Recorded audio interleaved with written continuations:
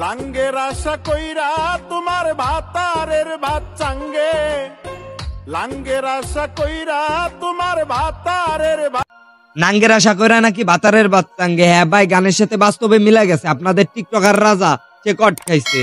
Recently কিছুদিন ধরে এই ভিডিওগুলো আমার সামনে বাজতেছে। এখন আমার একটু মুখ খোলা দরকার, আমার অডিয়েন্সকে একটু বিনোদন দেওয়ার দরকার। তাই আজকে রাজার পিসিতে দিব টুক্কা আমি।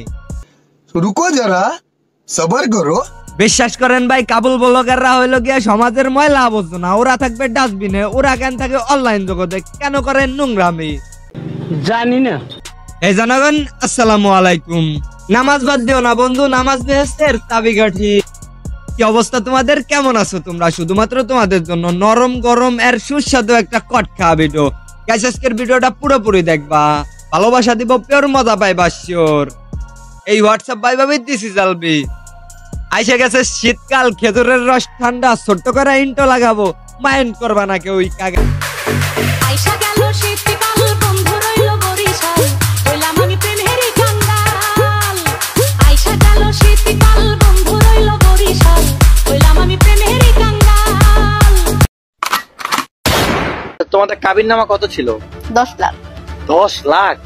তো 10 লাখ কি তুমি ওর কাছ থেকে নিবা কাবিননামা? না, আমি কখনোই নিব না। আমি আখি কখনো কাবিননামা নিব না।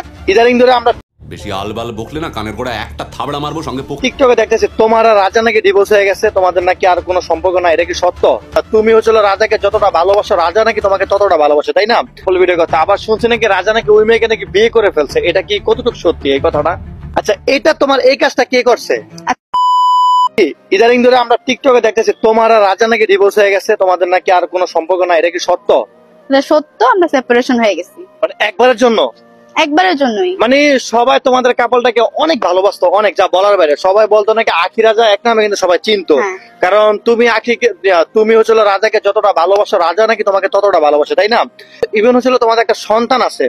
তো সন্তান থাকার পর তোমরা কেন ইশক, প্রেম, ভালোবাসা আলাদা হয়ে গেছো? এটা এখনো আমি পাবলিক করি নাই, তো আমি চাই না এটা কখনো পাবলিক হোক। কেন হয়েছে হয়তো বা। এইদিকে দেখতেছি ফেসবুকের হলুদ সাংবাদিক, না ভাই এরা হলো টিকটকের হলুদ সাংবাদিক। আখির ইন্টারভিউ নিতেছে। রাজা আর আখির ডিভোর্স হয়ে গেছে, 10 লাখ টাকা নাকি কাবিন নামা দেওয়া ছিল।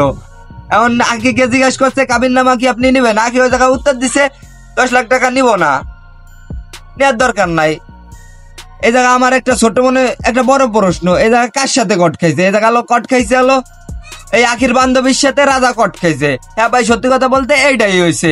তাদের একটা 3-4 বছরের সন্তান রয়েছে, সন্তানের কি হবে এটা নিয়ে আমার মাথায় একটা ঘুরপাক খাইতেছে।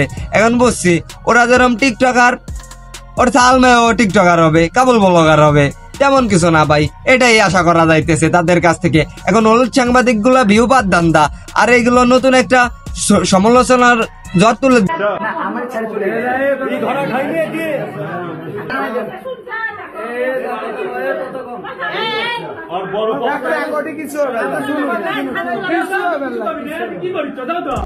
সত্যি কথা বলতে আপনাদের টিকটকার রাজা নামটা দিছে খানদানি।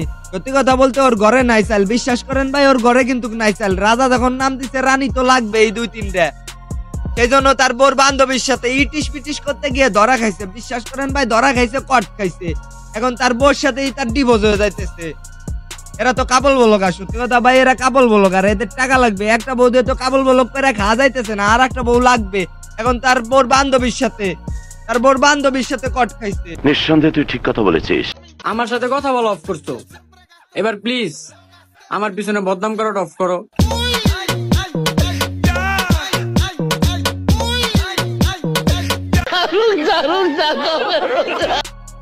এইদিকে আখি বলতেছে আমার নিয়ে সমালোচনা করা বাদ দাও, রাজার বালে কানছে তোমার নিয়ে সমালোচনা করবে না। তোমার বান্ধবীরে তো রাজা পাইছে, তোমার বান্ধবীরা নিয়ে এখন কাবুল ব্লগ করবে। এখন তোমার নিয়ে কথা বলার রাজার কোনো প্রশ্নই আসে না।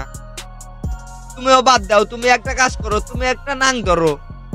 নাং ধরলে তুমি আবার সফল ব্যবসায়ী হয়ে যাবা, তুমি আবার কাবুল ব্লগার হয়ে যাবা নতুন কইরা। এইটাও সম্ভব।